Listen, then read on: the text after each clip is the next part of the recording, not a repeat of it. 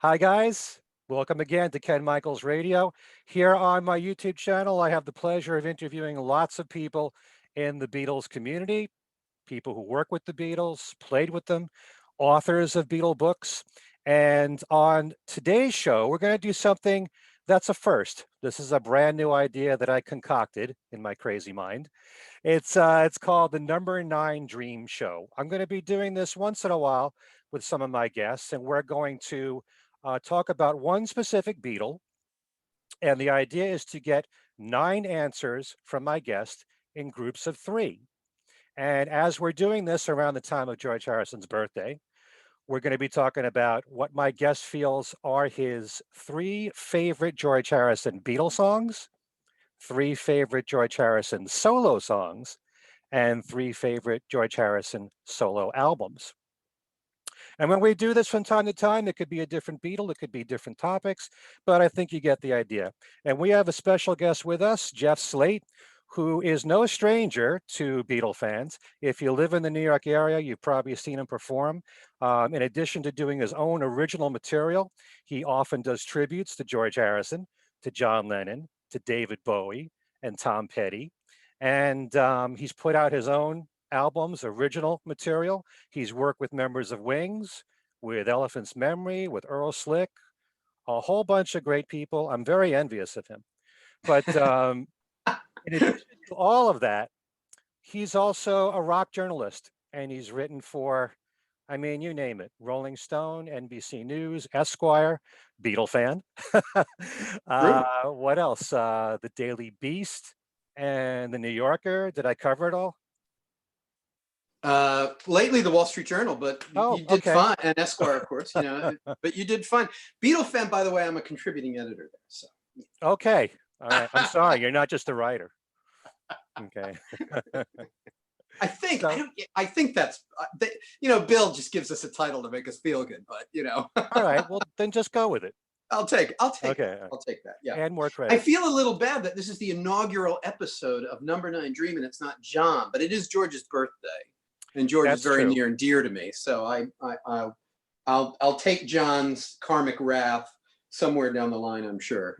Well, if you want to, I'll make sure that when we do our first one on John, I'll ask you to do it. I would be happy to. That sounds great. Okay. So the whole idea behind this, like I said, is to get our guest perspective and his own opinions about the music. And I've known Jeff for a long time, huge Beatle fan. Oh, by the way, I can't forget to say this. Jeff had the honor of writing a piece on the Beatles that was in the Sgt. Pepper box set that came This out is for the true. 50th anniversary. That must have been quite a thrill for you. So, Beyond a thrill, yeah. but when I interview my guests, it's really all about them. It's not so much about my opinion. We want to hear what they have to say. So, of those 3 categories, is there one you'd like to start with, Jeff? Let's go chronologically. We'll do the Beatles first. Okay. Your 3 favorite George Harrison Beatles songs. And I did say to you in my email, I think this could also be songs that George didn't write but sang lead to, if you want to. I didn't notice that, but that's okay. It was hard enough to whittle it down. 3 is really hard. I know. 9 is really hard.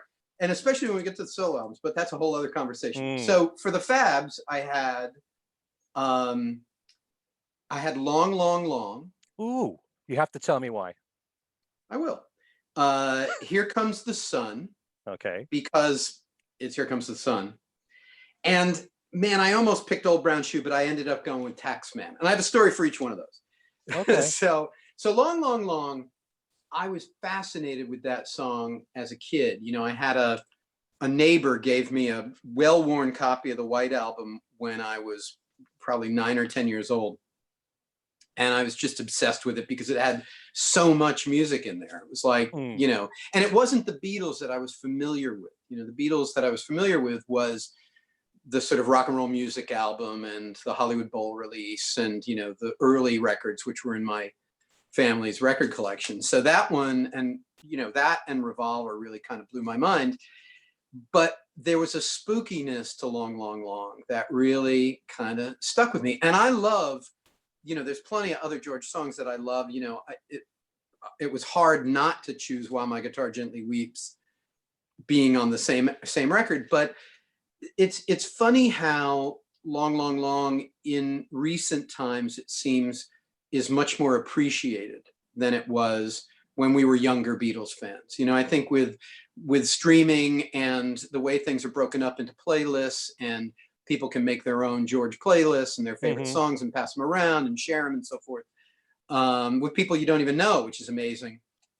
You know, I see it a lot on people's lists. It's maybe not their first favorite George Harrison song. It might not even be their fifth favorite George Harrison song, Yeah. but it's in there because it's such an unusual song, and an unusual song for them. So it made it because it's cool. I mean, it just sounds cool. It sounds just like it was, with the rattling wine glass and Late at Right. Night and the whole thing. It sounds, you know, just like the stories of when it was recorded. So that was my first one. Question about that. Could it Sure. be that the appeal of that song might be partly due to the fact that it followed Helter Skelter? So you had such a really loud, raucous song, and then you've got this most quiet introduction. It's a good question. I don't know, because you know, it's hard to remember hearing it for the first time. You Mm, know, I mean, it's these songs are part of our DNA now. right. So, like, if I think of Long, Long, Long, I think of it completely on its own, not as, you know, following Helter Skelter. But it's a really good point, because, man, as a kid, I loved Helter Skelter. I mean, you Hmm. know, it was like such a cool, and Your Blues too. I really loved those were two rockers from that record that I loved. And Back in the Right. USSR, Dear Prudence. I mean, we just like, I love the whole record. So come on. Mm, Um, but there was, you know, the thing about Long, Long, Long, and there are a few songs on the White Album, is it didn't necessarily sound like the Beatles, and it didn't sound like George, like the George I knew. It doesn't, you know, it's such a strange record in so mm. many ways. You know, it's really eerie, you know, sort of ethereal. So, but that's a good question. I couldn't even begin to tell you what the psychology is You know, one of behind the it. things that makes it very different is that really soft vocal delivery from George Yeah. on that song. And you know, for me, like I just said, I'm not going to insert my opinion here, but you know, you have this quiet beginning, and for a while, it's extremely quiet, and then the drums, boom, boom, ba-dum, ba-dum. You know, Right. it's like "In the Air Tonight" from Phil Collins. You wait for it Right. for two Right. minutes. You Right. know, Right. Yeah, and you know, the car crash at the end and the guitar chord at the end, and you know, it's yeah. just this really strange, and then it's just over. It's not a very, you know, it's not long. It's not even much of a song. You know, like, relative to my second choice was Here Comes the Sun, which I'm really happy. You know, when the Beatles came to streaming, it consistently outperforms all the Lennon and McCartney songs, which Mm, just blows my mind that Here Comes the Sun, it's always in the top 5 on all the streaming services, and it's very frequently number 1. So I think it's really fascinating that, you know, as newer and younger fans discover the Beatles, and the pool is broader of who's listening to them, and they're just picking what sounds good. mm, I mean, Here Comes the Sun is an amazing song. It's also a really complex song.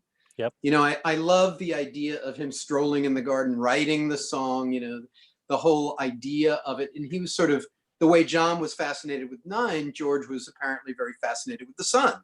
So, you know, I think that's you know, that became something he wrote about relatively early on in his career, that followed through to the end, you know, that he was writing about the sun, and, you know, did the answer piece, Here Comes the Moon, and, you know, all that. Mm, But it's such a beautiful song. It's beautifully recorded.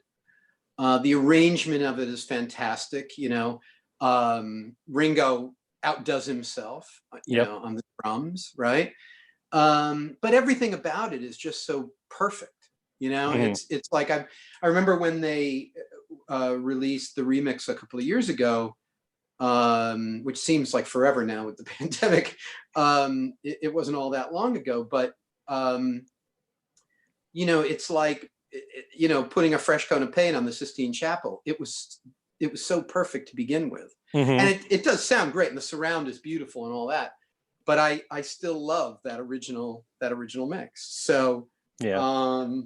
So that's my number two, because it's so great. The backstory is so great. His vocal delivery is amazing. The performance is so, it's just, it's like the Beatles at their absolute, the peak of their powers at that point in their career.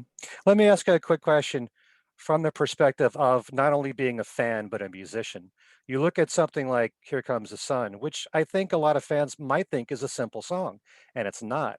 And it's got a lot No, of different time signatures, and yet the Beatles do it so it seems so effortless. right. Can you separate yourself, the musician, from the fan, or do you listen as a musician to everything once you realize everything that goes into it? I think from a very early point in my life, I heard music differently than my friends. So Hmm. I think while I'm a fan, I've always heard things separately. I always heard, what the guitar was doing, what the bass was doing, how the arrangement was coming together, what the vocal parts were. Very early in my life, I remember talking to my friends about, did you hear that? Did you hear that? And they didn't. They were just hearing, Here Comes the Hmm. Sun. Right. And I was hearing like all these little pieces. And as fans, we train ourselves to do this. But I think that's how I hear music anyway. I hear it as sort of an amalgamation of the sounds, of course, but also how the jigsaw puzzle fits together. Right. So, and once you hear it that way, you can't unhear it. You never hear a record the same way once you've sort of picked it apart. Hmm. So I will say this: I have I knew how to play. I don't know if I can play it right off the top of my head, but because it is relatively complicated. But it's a great piece to play. Everybody knows it right away. It's like when I play "Give Me Love, Give Me Peace on Earth" on the streaming concerts I did over the summer. As soon as you play, everybody knows what it is Right. right away. It's Hmm. just so signature. It's the same thing with Here Comes the Sun and many of the Beatles songs, obviously. But like in less than 5 seconds, you know what that song is. Right. So signature. Um, and also he incorporated a lot of things in that song, the melodicism of Paul and the weird time signatures of John, that was very, sort of outside George's remit as a writer. Hmm. It wasn't at all like the other stuff he was writing in that period. Right. So it's and I don't know, I'm sure it's in the Mark Lewison books, the recording books, or any of that. I don't remember, but it would be interesting to know, how much input George Martin had and how much input Paul had in the arrangement, because it's a relatively, like you said, complex arrangement. Yeah. And Yeah, of course, the Moog synthesizer adds so much to that absolutely. too. Yeah. Yeah. Yeah, Mm. there's those great photos of bearded George playing around with it. I just love, the whole idea of it, and now we have so much information about that time. But I remember, discovering that song as a young kid. I loved the second side, because Hmm. it's so accessible, and it's a piece that goes together. And also there was that bootleg in the late 80s that had the McCartney and Donovan, Oh tape yeah. on one side, that had the Abbey Road bootlegs on the other, Abbey Road outtakes on the other. And so I was just so fascinated with that record. It was just it's unlike anything else they're all unlike anything else they did. Hmm. But that in particular, it's certainly unlike anything they were doing for the Let It Be sessions or the White Album previously. And part Right. of that is Abbey Road had moved up to the solid state desk. Hmm. They had different people working on it, but the sounds and the mix were so different, so much more modern. It sounds like, it definitely sounds like a 70s record as opposed to a 60s record. Giles Martin said the same thing. I saw that in an interview. I never heard anybody say that until Giles said it. And now you're saying it. Yeah. Abbey Road. Well, I'll out him a little bit. When we worked on the Pepper Box, we got together when he was in New York, just to celebrate a little bit, when they had the advance party, and we were talking about it. And I said, what's next? What about Abbey Road? And he said, I don't know what I'll do with Abbey Road. It's so perfect. And we talked about exactly this, Yeah. that all these technological leaps had happened without Abbey Road and EMI making the leap, until all of a sudden they re-outfitted the whole studio while the Beatles were sort of over at Apple, you know? So when they came back, it wasn't the number 2 they'd been working on just 12 months prior for the White Album, you know, or 18 months prior. So yeah, it's very, he's right, I'm right, you know. But you know, I love that it stood the test of time and has been elevated by the public, not by any, you know, not by record pluggers or anybody else. People have streamed that song more than Hey Jude or Yesterday or In My Life or Strawberry Field. It's, you know, it's consistently one of the top Beatles tracks. I love that. I think that's amazing. You know, one of my fans wrote to me saying that he thinks that's because that song fits so many different themes. Positive songs, morning songs, sun songs, you know, so it helps, you know. Yeah. A lot of the Beatles do fit that categorization, but I mean, and that's why they're so, you know, omnipresent in our lives. But yeah, Here Comes the Sun it's a special song. It just is. Yeah. Song of perfection. Yeah. And then there's Taxman. Yeah, Taxman, you know, it's funny. It was hard. There were so many vying for number 3. And like I said, I really wanted to pick Old Brown Shoe because it was so left field. Because that was one of those, I got the Hey Jude record pretty early in my collecting career for the Beatles. And again, that doesn't sound like anything else they did, you know? And I really like that song. It's kind of like an R&B song. And George was working with Doris Troy and Billy Preston. I mean, he was really into that, you know, that kind of music around that time.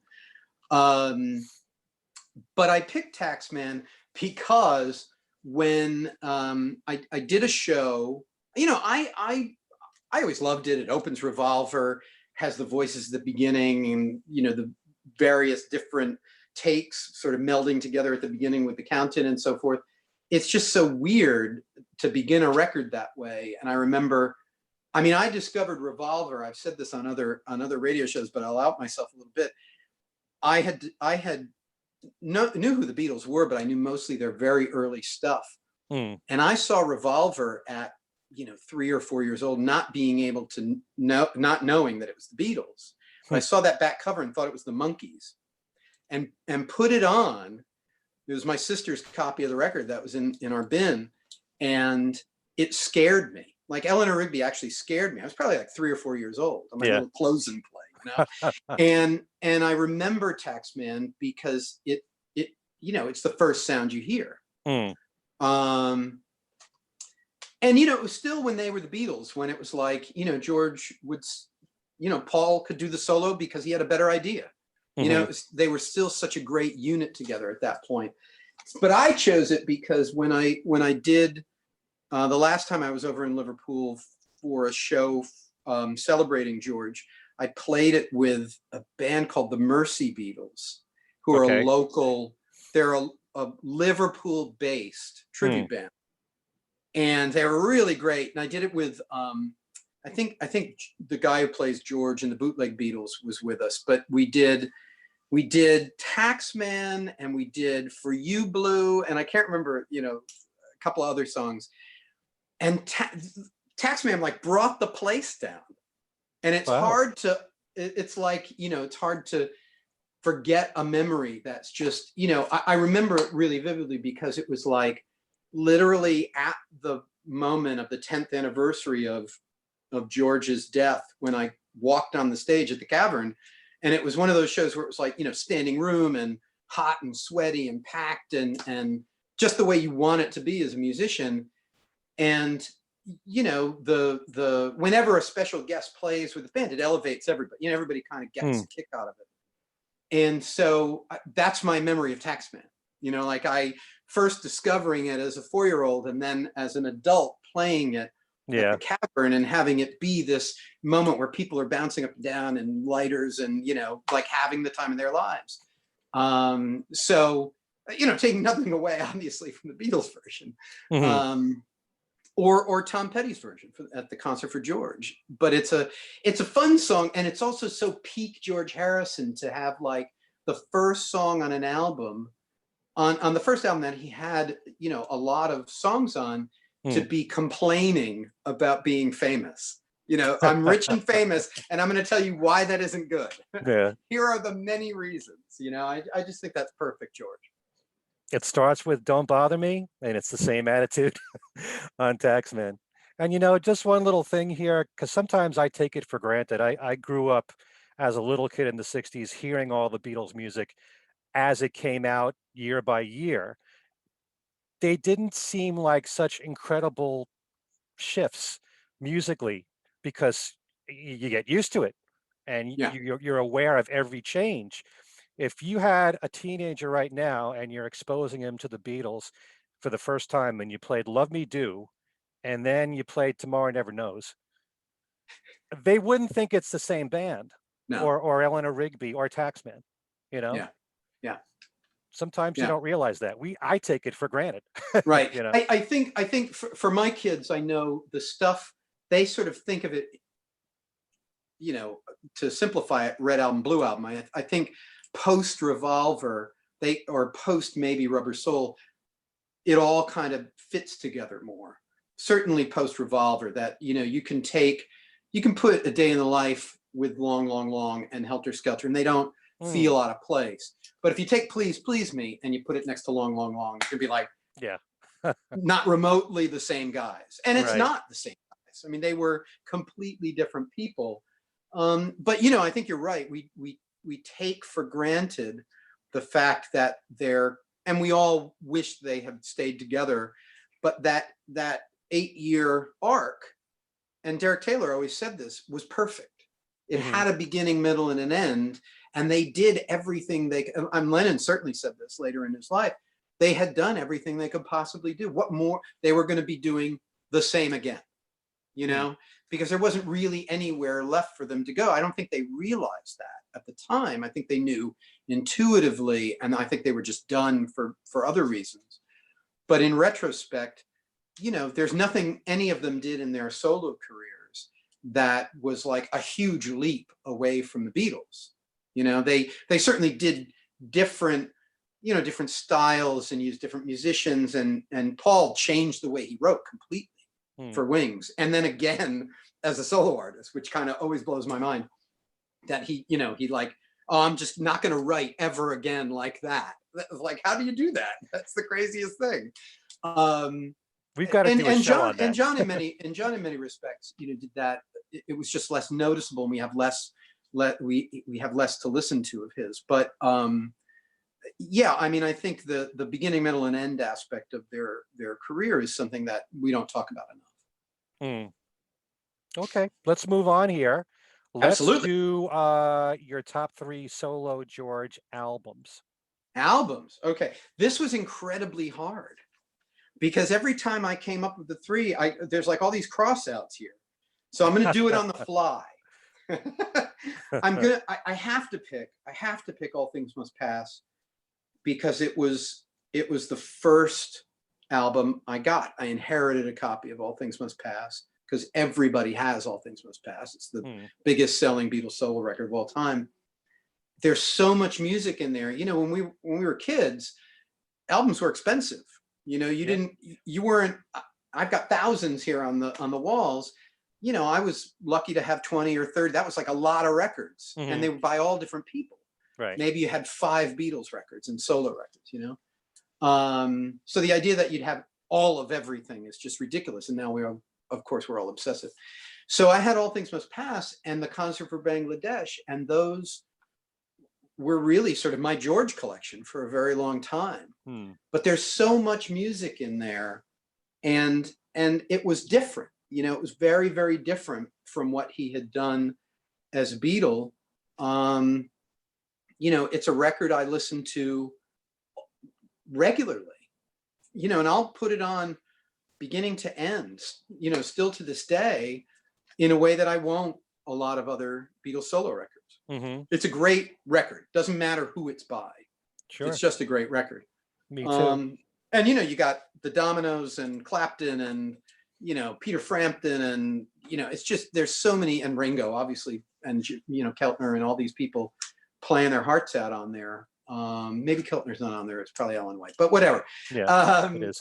You know, it's a great group of guys on that record. I'm really eager to hear the slightly despectorized version of it that we're, you know, threatened to get later this year.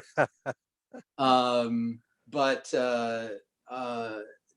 you know, it had to be, of every time I was trying to come up with three, that one never got crossed out.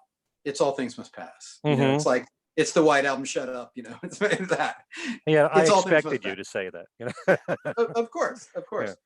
So then the harder, I then had Living in the Material World, but then I wrote next to it the alternate version, because there's a great bootleg that's an alternate version It's on with my the wall basic back there. tracks. Yeah, I love that. But I'm not going to put Living in the Material World. But I am going to put 33 1/3.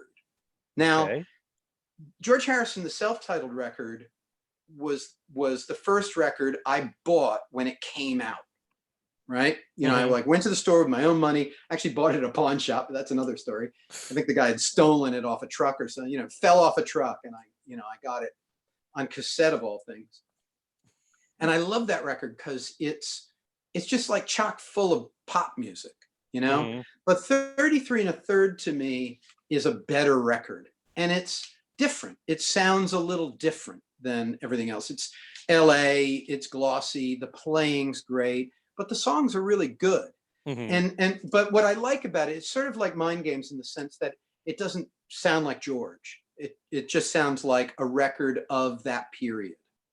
So it's, you know, it's a little bit removed from the rest of his catalog in a way, like, you know, Blow Away, which I love, and some of the other songs on George Harrison, they sound like George. You know, it's warm and it has a very English sensibility to it.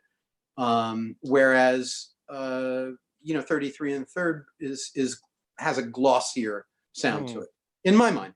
You don't You know, think that songs like Beautiful Girl, which actually goes back to All Things Must Pass, or Dear One, you know, that doesn't sound like George to you? There's a of course, difference? yeah, of course, it's George.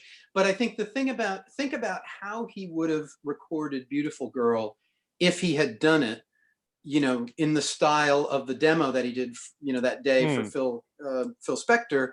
If they'd done it with the All Things Must Pass band in that style, it Right. wouldn't have sounded anything like the version on 33 1/3.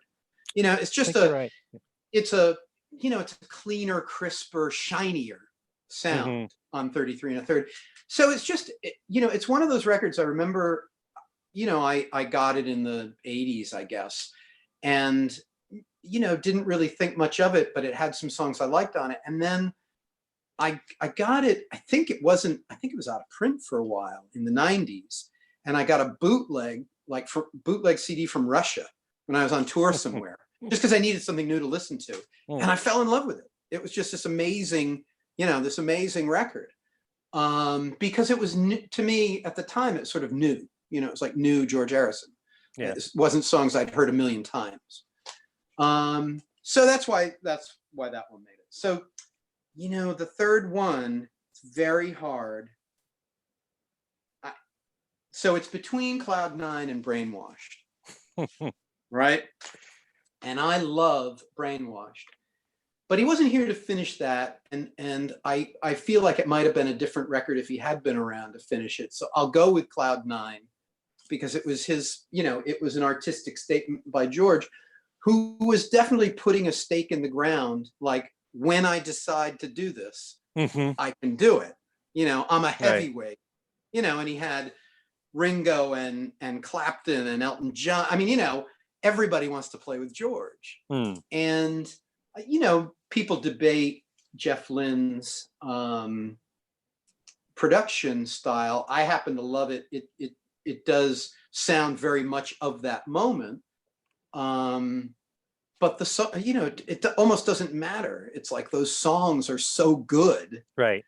You know, and even the songs, like I play This Is Love a lot when I do acoustic shows in a completely rearranged way, and you know, it's just a great song.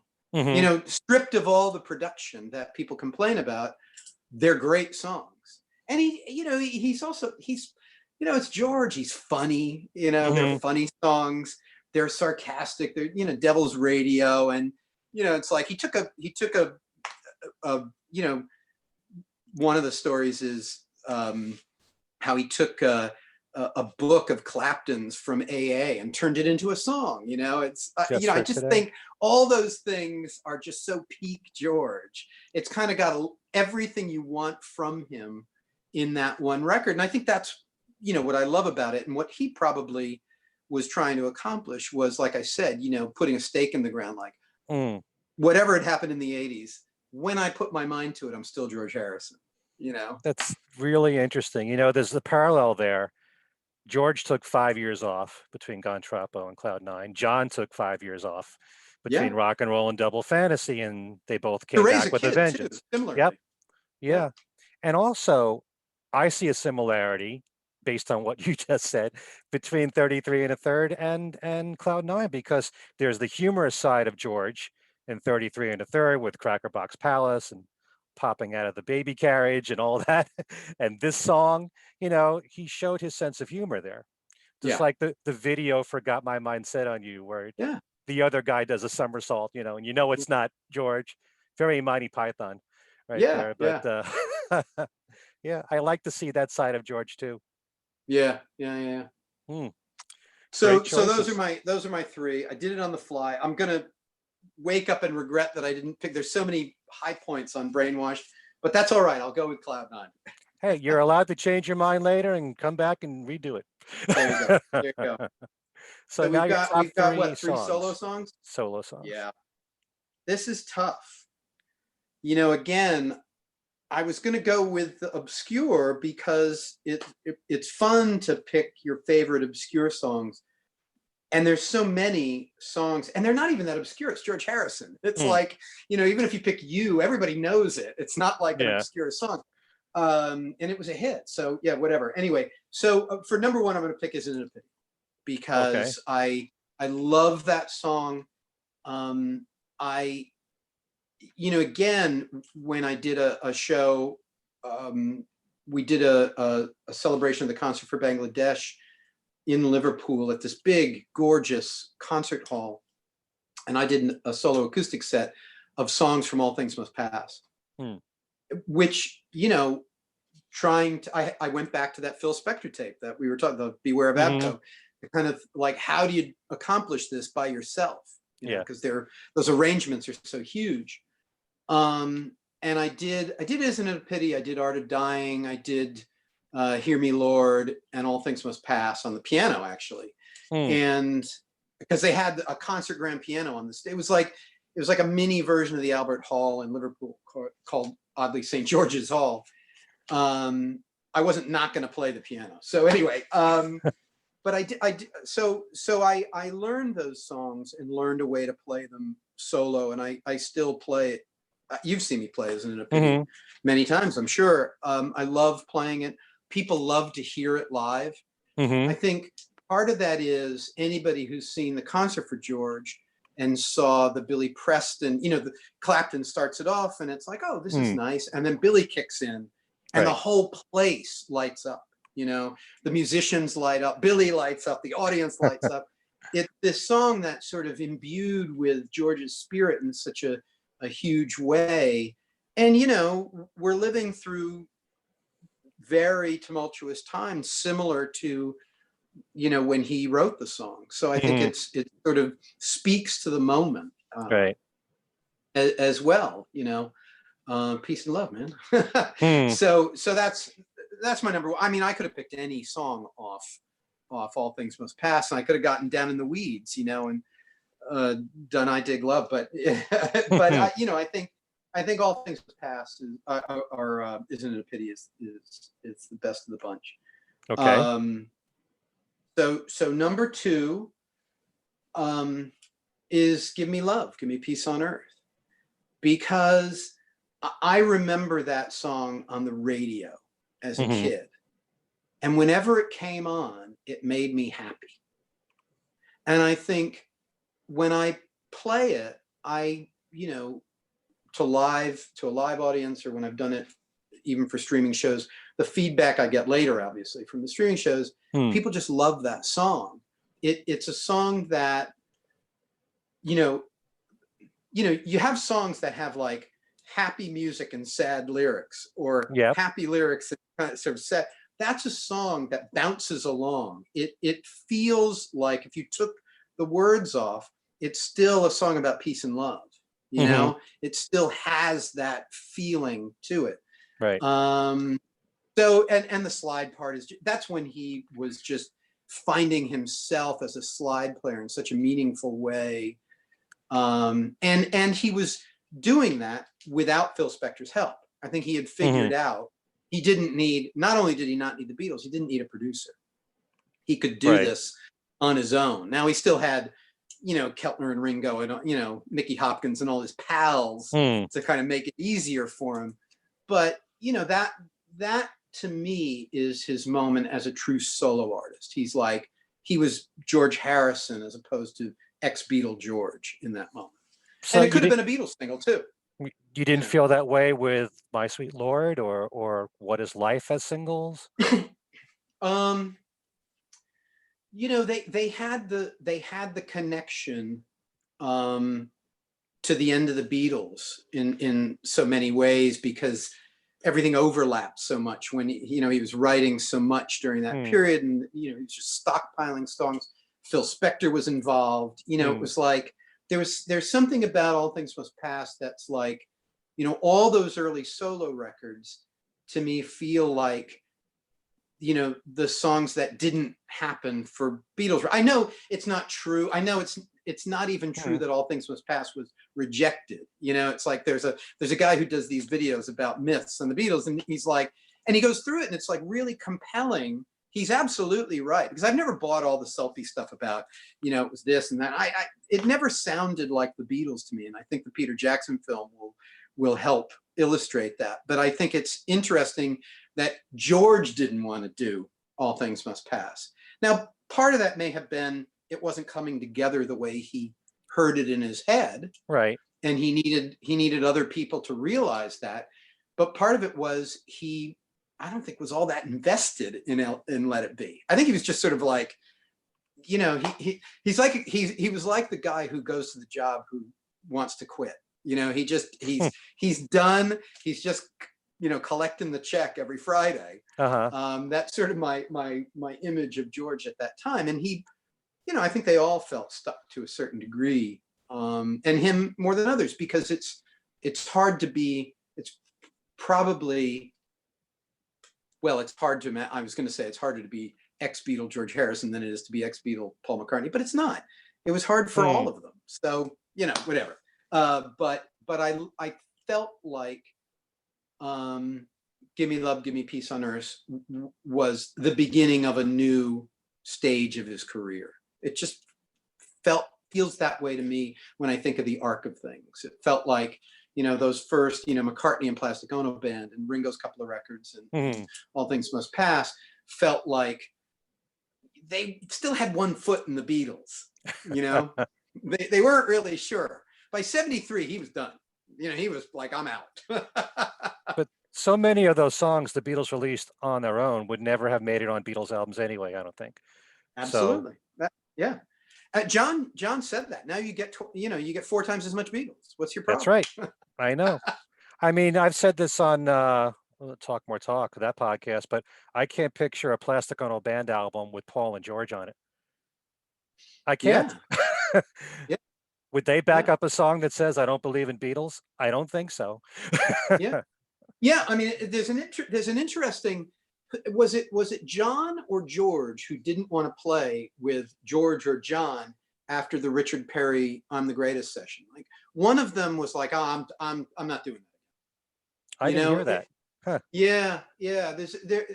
It's, you know, one of those anecdotes. I think, you know, there's new books all the time and people remembering those sessions. And Richard Perry apparently has a memoir coming out soon. Yep. Although he apparently has dementia, and has for 10 years. So I don't know how that works for a memoir, but we'll see. You know, it'll be interesting. That's just a story I heard. It was from Klaus. It's in Klaus's book. Okay. That I think it was George said to him after John left. That was it. You know, I don't ever want to do that again. Yeah, it was Klaus's book. Yeah. I wonder why he So you'll felt have to that have way. Klaus on and ask him. Okay. It's very interesting, the whole thing about all things must pass and all. And I know the guy that you're talking about that has his own YouTube page. The tough thing is, you never had George Harrison talk about it, why it didn't make it on a Beatles album.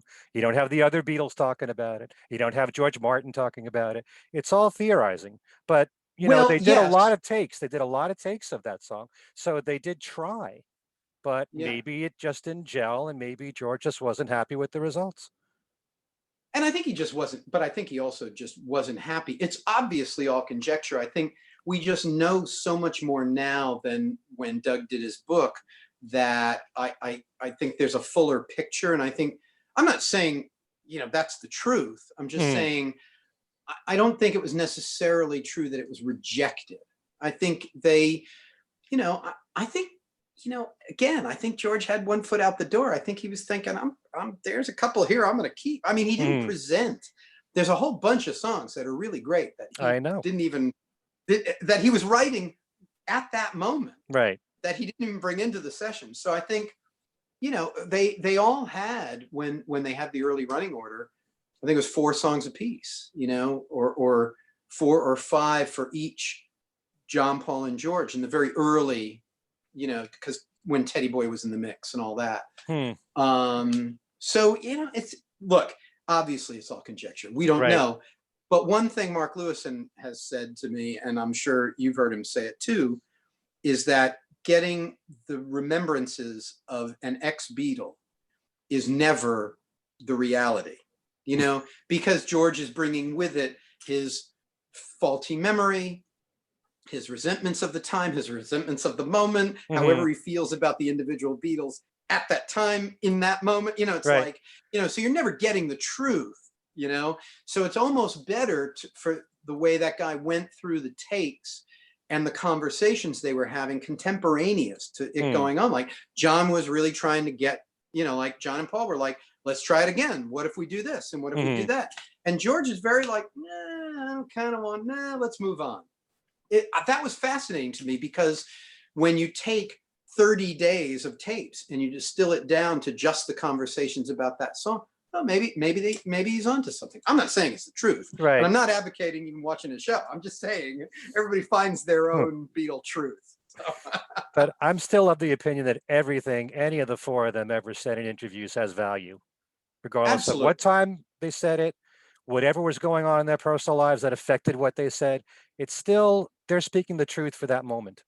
And that's the one thing, especially about John. Because I interviewed Robbie Robertson not that long ago about the new version of Stage Fright that just came out, and the band were at a crossroads at that point. It was still early in their career, but drugs had entered the picture, money had entered the picture. There was a lot of conflict, and I told him the story that Ringo has said to me, that he said many times, which is, when he counted in and they started playing, and it became the Beatles. Right. And Robbie said, and I thought this was really interesting, he said, well, not only has Ringo told me that, Robbie said, Paul has told me that, George has told me that, and one drunken night in LA, John told me that. Yeah. So he said, that is true of bands, that if they have a particular chemistry, it might not be right the minute you hit the 4 and the song starts, but pretty soon, once you get in your groove, all that other stuff goes out the window, and you become a unit, because that's what your muscle memory knows. You just sort of, this is your creative output. So I think, Ringo says it, and we make fun of him for saying the same thing over and over. That doesn't make it not true. When they counted in and played, it became the Beatles. He's right. I believe him. So you're right. Yeah. Good one. You still have a 3rd song. I do. Oh gosh. All right. Well, then you know what? I'm gonna go with "Blow Away." Okay. Because it was. I like how you slightly rolled your eyes there.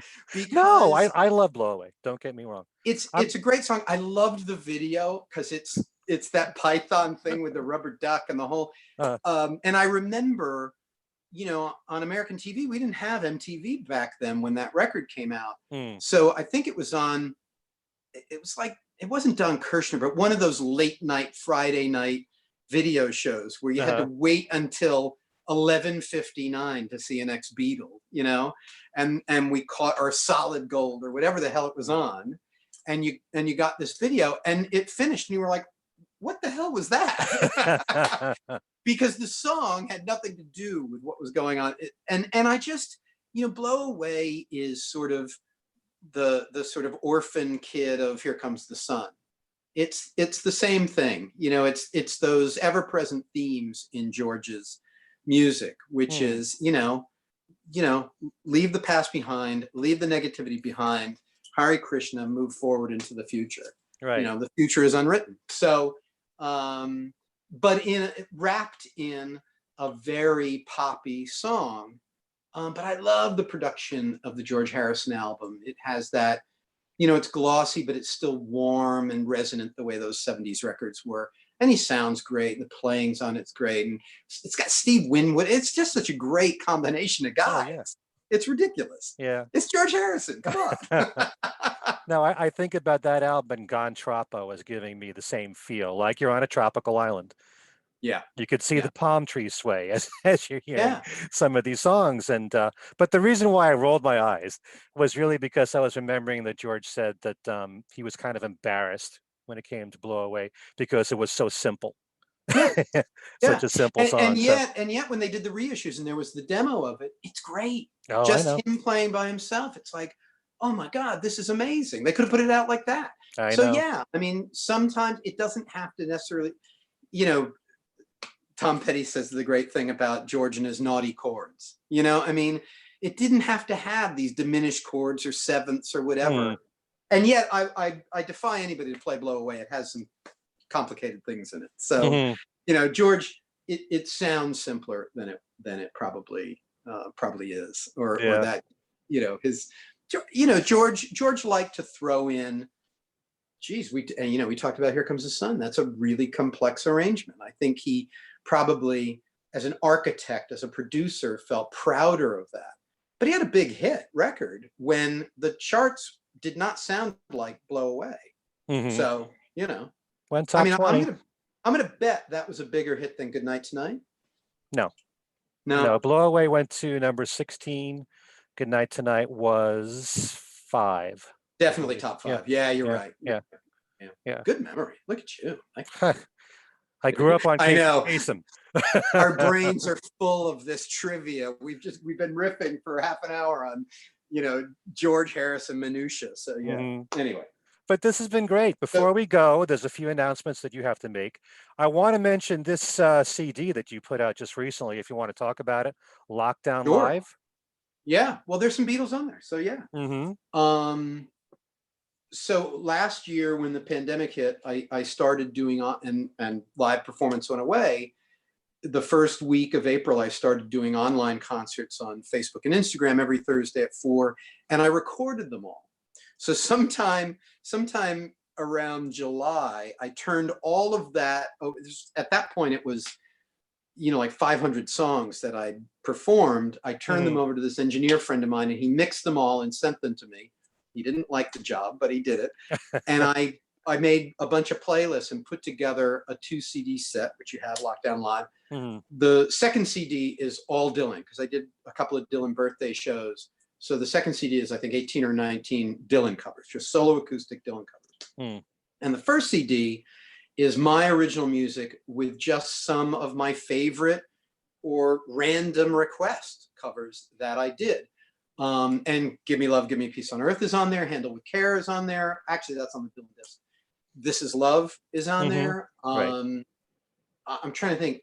I don't know if That Day is that Day is done on there. I did don't think so. No. Yeah, that was very close, and there were time constraints. You only get like 80 minutes, so That Day is done, and it was a great performance. And I love that song to bits, but it just didn't make the cut for whatever reason. There's Revolution, I think, is on there. I think I did the slow Revolution, maybe not. Maybe. No, you don't remember. This is like when you talk to Paul about, it's like George about Revolver. He's like, is that Revolver or Rubber Soul? and in the midst of that, I also did a single called Heartbreak that's on every streaming service with Earl Slick and Duff McKagan and guys from Nick Mason's band and Paul Weller's band and the Wallflowers. So it was a horrible time and a difficult time, but it was a creative time. So it was because I had nothing else to do but play the guitar. So it was great. I raised a bunch of money for various charities by doing those shows, which felt really good. Frontline workers, New York. I did. I think the first 2 months, all that money went to Meals for Gratitude, which brought lunches and dinners to the healthcare workers at Mount Sinai Hospital, which, while my engineer said to me, listen in between the songs to the stuff that was happening, the recordings we made in early April, sort of April and May. And in between every song, when I'm just talking or there's any silence, you can hear like tons and tons of sirens, because that was New York City at that time. It was just nonstop. I'm not very far from Mount Sinai Hospital, but far enough that you shouldn't be able to hear it. And it was just nonstop sirens. So anyway, so not to be a downer.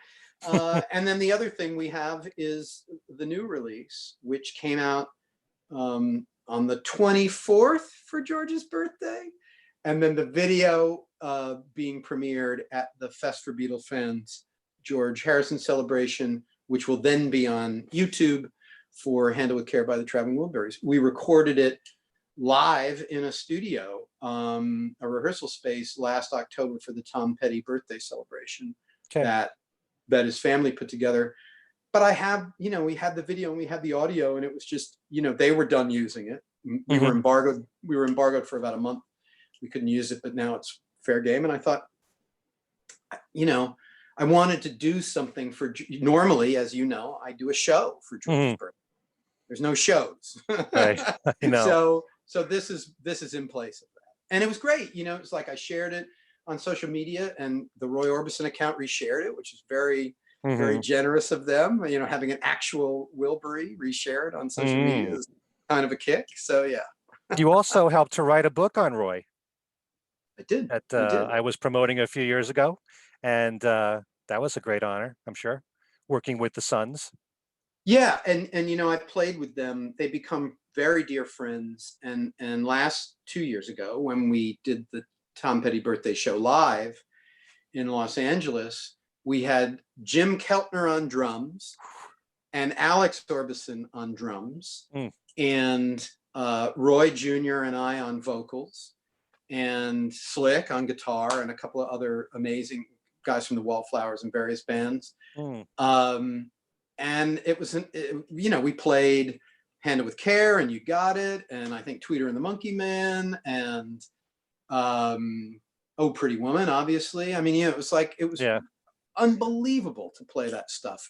And it was funny because, when you play Handle with Care as a musician, you always speed it up a little bit.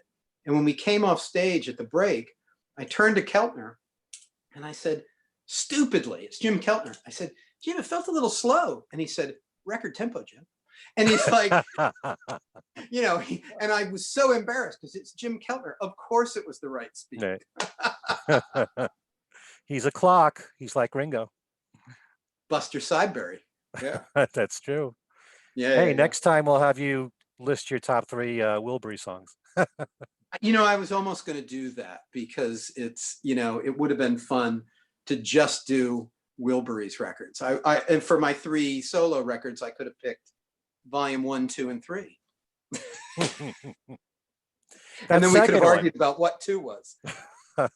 Volume 2 was flawless. There's absolutely nothing wrong with it. Right. Well, if you take the Jeff songs and the George songs and the Roy songs and the George songs from that moment, you can make a pretty good volume 2. You could. That's true. Yeah. So much of the songs on their solo albums could have made it on Wilbury's album. Yeah. And they're odd. They pooled resources so much. I mean, what's amazing to me, I'll tell one anecdote from researching the Roy Orbison book, which came from both Tom Petty and Roy Orbison. that in a 5-day period, when they were working on Tom Petty's solo record, I think I'll just say it was a Thursday. I think they wrote Free Fallin' on a Thursday. Then they did another song. Then on Saturday, they wrote I Won't Back Down. On Sunday, George came over and they wrote You Got It.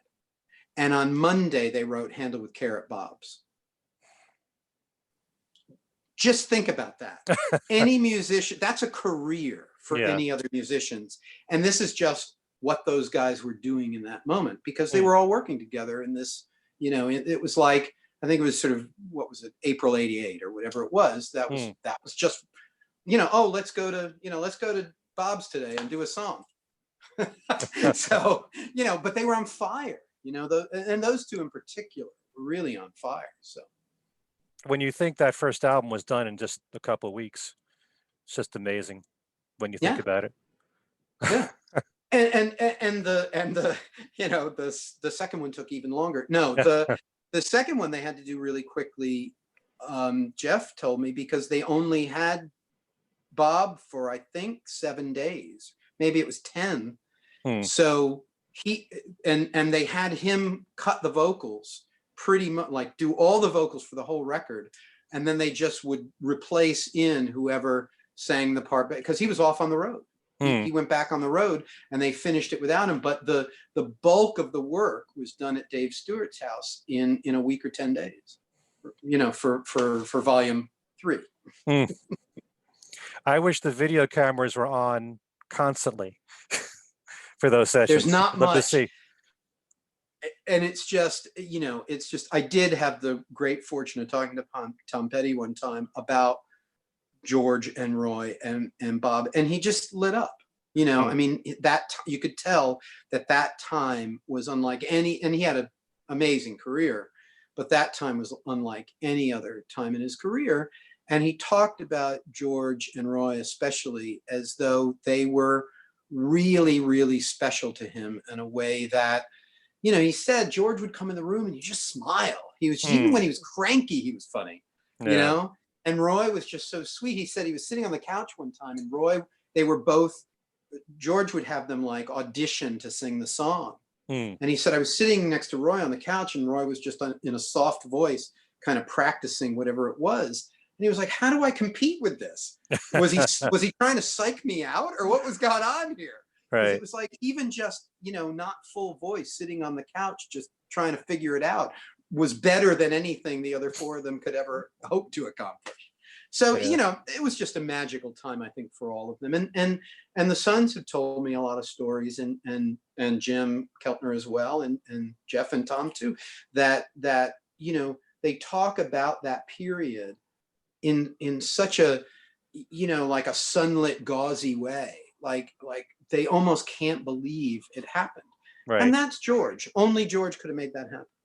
There's nobody else in the world who could have made those, who could have gotten those guys together, with the competing egos and schedules and everything else.